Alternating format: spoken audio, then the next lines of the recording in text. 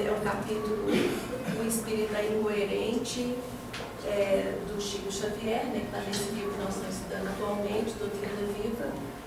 E eu coloquei essa fala do Tiago, que tem tudo a ver com o nosso estudo de hoje. Assim também a fé, se não tiver as obras, é morta em si mesma. Então, mais alto? Tá bom. De praxe, para nos prepararmos para o estudo, nós lemos muito, né? Procuramos ampliar nosso conhecimento para poder compartilhar com vocês.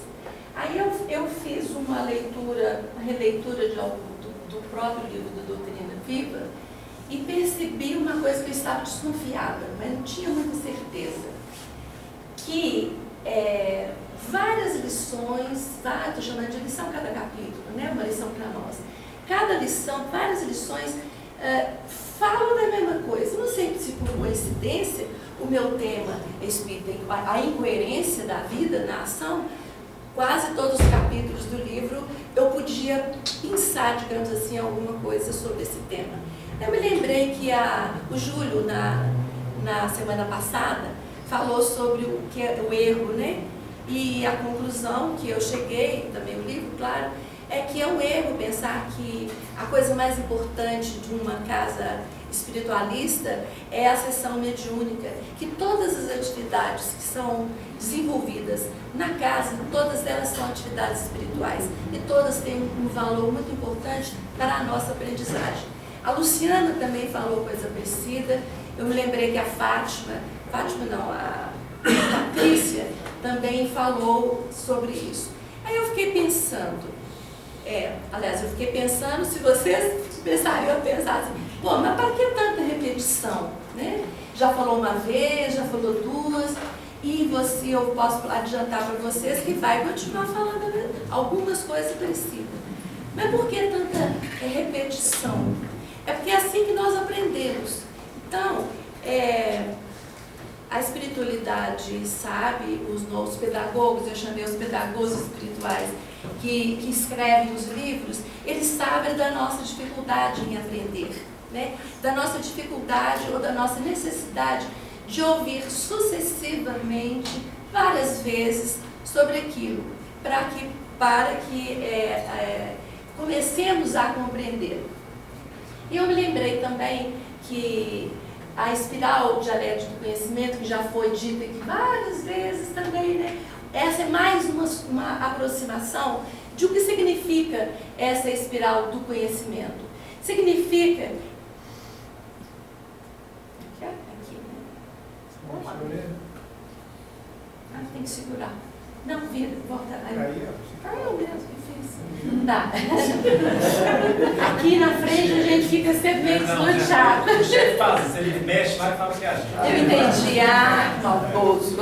Não, é para eu aprender a usar corretamente o instrumento. Então, aqui é como se fosse a primeira vez, ou uma das primeiras vezes que a gente escuta vou chamar de tema ou de objeto de estudo. Então, a primeira vez eu escuto, a segunda vez eu escuto de novo, mas de uma forma diferente. Porque não é uma repetição, simples repetição. Repetição é quando a gente aprende alguma coisa motora, andar de bicicleta, tem que repetir aquilo sempre da mesma forma. No caso do conhecimento sobre nosso aprendizado espiritual, não é repetição, são sucessivas aproximações. Cada vez que eu ouço falar sobre o tema, eu tenho um olhar diferente sobre o meu objeto de estudo, que é esse aqui. Eu vou ampliando o meu conhecimento, eu vou aumentando o meu olhar, meu foco agora é ver o mesmo objeto de uma forma diferente, de várias vezes, até que um dia eu disse, meu Deus, quantas vezes eu ouvi isso e não tinha entendido. É como se a gente tivesse um insight, e aí aquilo fica mais claro para nós.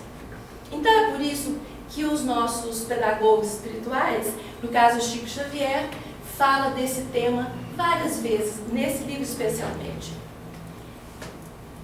Então vamos ler, né, eu peço a ajuda de vocês como sempre, o capítulo. Eu dividi em cinco parágrafos. O Vamos começar? Quem me ajuda? O espírita incoerente.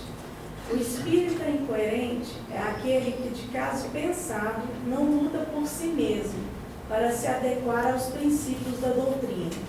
Denota, fala de fé ou falta de fé? Faltou um L aí. Falta de fé, é assim mesmo. Quem professa com sinceridade sua fé demonstra interesse em sua renovação e fica triste quando, por meio de suas atitudes, não corresponde às expectativas da consciência, que se mantém sempre mais alerta em quem mais responsável se sente. Os companheiros de doutrina que não vivem conforme suas pregações, procurando conciliar palavra e exemplo, muitos deles ainda não alcançaram o grau de lucidez a que todos devemos aspirar, em favor de nós mesmos e do ideal a que abraçamos. Continua. É evidente que a conduta absolutamente íntegra ainda não é nossa, seres humanos em evolução. Mas pode-se medir a sinceridade deste ou daquele que se encontre verdadeiramente empenhado em melhorar, pela preocupação que revela em suas menores atitudes no sentido de não ferir, de não magoar, de não frustrar e, sobretudo, de não iludir a boa-fé de quem quer que seja, transformando-se em pedra de tropeço no caminho dos outros e em entraves de suas conquistas espirituais. Muito bem. Aí eu fui procurar o significado de incoerente, apesar de ter uma ideia. Vamos ver o que se diz do que é incoerente. Então, aquele que age de forma contraditória, que fala uma coisa e faz outra, mas o que vocês poderiam acrescentar? E quem ser incoerente, né? Não é espírito incoerente. A incoerência, o que é incoerência?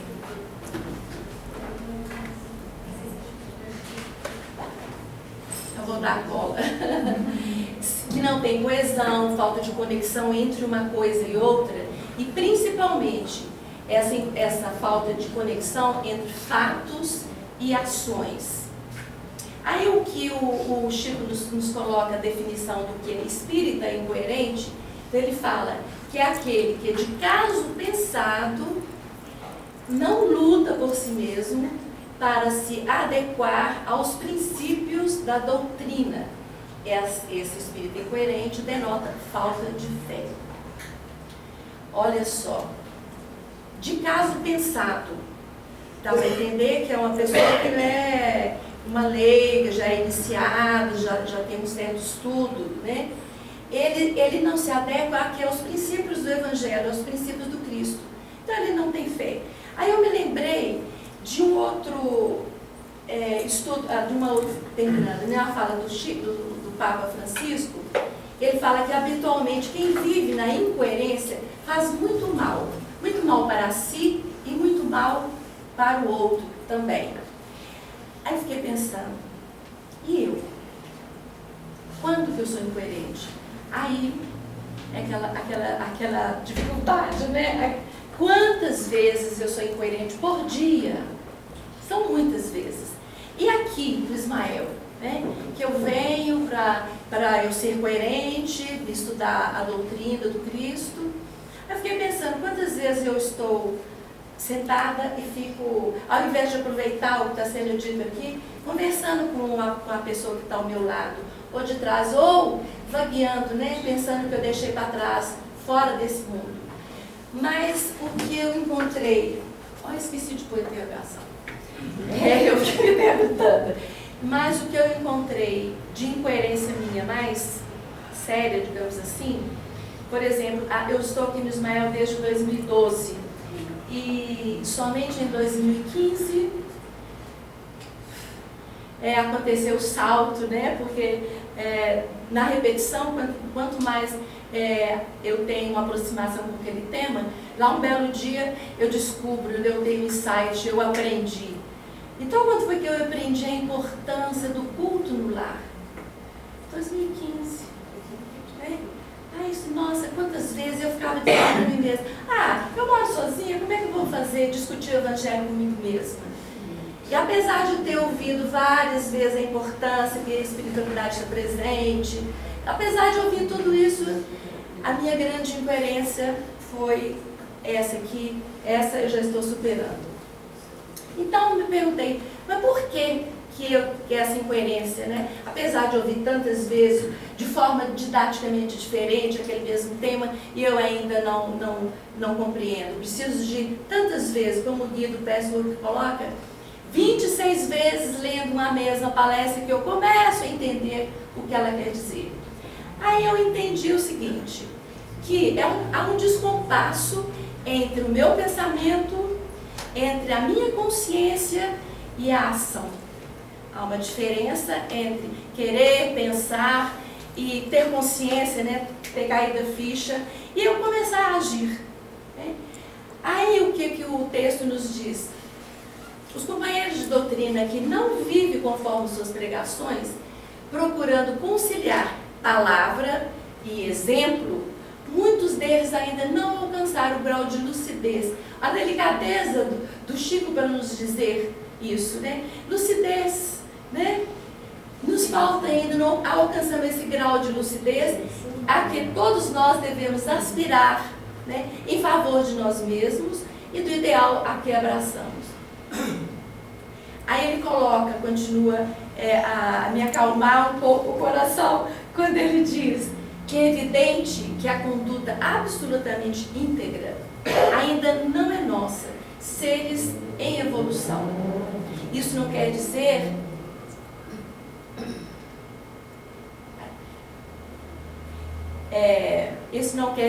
que eu tenha que ficar calmo, tranquilo, já que estou em evolução, eu não alcancei. Não, depende muito do meu desejo, do meu esforço para alcançar isso. Aí ele continua que quem busca coerência é quem professa com sinceridade a sua fé, demonstra interesse em sua renovação e fica triste quando, por meio de suas atitudes, não corresponde às expectativas da consciência, que se mantém sempre mais alerta em quem mais responsável se sente, né? Em quem mais recebe, quem está mais consciente, que estuda um pouco mais, que está mais centrado em suas atividades, principalmente as suas atitudes no dia a dia. Porque o que mais a sucessiva aproximação que eu percebi é a questão da vivência, da coerência entre minha fala e o meu fazer. Coerente. Agora fica mais fácil, né? Para a gente falar o que é ser coerente, né? Ser coerente já encontrei que liga, que adere reciprocamente, né? Também pensar, falar e agir. Pensar, falar e agir de uma maneira em que haja nexo, em que haja harmonia entre suas ações. É ser autêntico, é ser sincero, verdadeiro no pensar, no sentir e no agir. Mas eu estou desconfiada que tem uma coisa importante aqui, que era para eu ter dito do incoerente. Quando eu li, não achei não, mas eu lembrei o que eu queria dizer. Quando, há um tempo atrás, nós estudamos um outro livro que é Os Mensageiros. E nos Mensageiros, ele conta a história, né, relata o depoimento de vários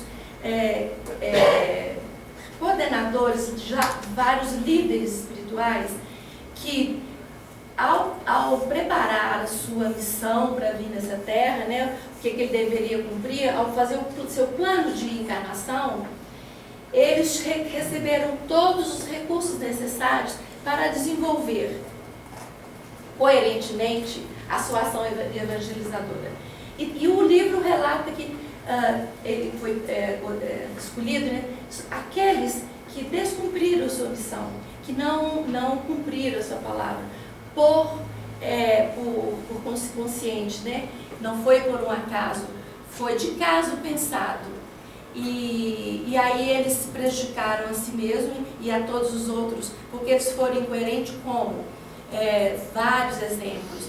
Um deles, eles começaram a usar os dons que eles receberam para ganhar dinheiro e começaram a cobrar, né? Uma grande incoerência, um grande descompasso.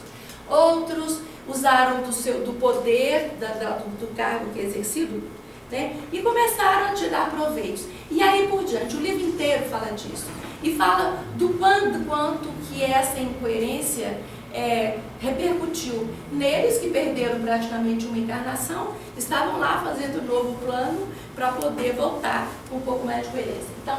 Então a coerência que nós queremos ter é sermos autênticos, sinceros, verdadeiros, tanto no pensar, quanto no sentir, quanto no agir. Aí eu fiquei pensando, meu Deus, tá bom, mas como é que eu posso ampliar a minha coerência no pensar, no agir, e principalmente no agir? Adequando-me, o livro fala, né, aos princípios da doutrina viva. E adequando, mas como é que eu vou fazer isso? Aí teve um outro texto que eu utilizei, que ele define 3 passos. E o guia do Peço Oco nos coloca que o primeiro, completando, né, a fala desse texto que eu utilizei, que é buscar. Buscar, porque sozinho, sem uma conexão com ele, nós não conseguimos aprender direito. Nós vamos ficar rodopiando, nem sucessivas aproximações, e não vai dar conta de me dar o insight, de fazer o salto qualitativo desse conhecimento. Buscar, mas não é buscar sozinho. Não é eu pegar um livrinho e ficar sozinha lendo. É assim como estamos aqui agora. É uma forma de vida. E aí, já que eu falei que é assim que nós fazemos aqui, como é que nós chegamos no Ismael? Mais uma aproximação, né? Já que já foi dito algumas vezes. Então, como é que chegamos no Ismael? Lili falou da vez passada, se a minha memória não me falha, chegamos sempre pela dor, né? Essa dor é dor por perda de alguém, é alguma perda muito significativa, é uma dor, às vezes física, às vezes emocional, às vezes psicológica ou psiquiátrica, mas também a dor da alma. Foi o que a Lili colocou na quarta passada, que apesar do amplo conhecimento que ela tinha e já ter mergulhado na espiritualidade, ela deixou isso de lado e chegou no Ismael buscando ampliar, renovar essa espiritualidade dela, que estava meio de lado. Não foi isso, Lili? Então, é assim o primeiro passo, buscar e buscar junto com. O segundo passo, sucessivas aproximações, né? Escutando como por meio da oração e do estudo. Da oração e do estudo. Estudo e oração é o que nós fazemos aqui, desde quando chegamos até na hora que nós saímos e recebemos a medicação específica para nós ali fora, né? Então, é lendo a Bíblia e ter a Bíblia como uma coisa normal do cotidiano, né?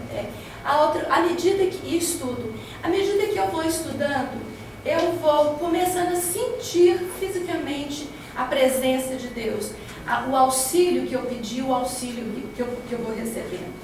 Aí chega um dia, depois de várias vindas aqui, né?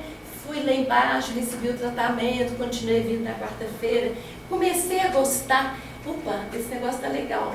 Eu vou continuando. Até que um belo dia, como o Júlio colocou na vez passada e listou para nós algumas das tarefas que nós fazemos aqui, eu falei assim, peraí, eu já ouvi falar que tem outras coisas que são atividades também espirituais e que são feitas, que tem tanto valor quanto.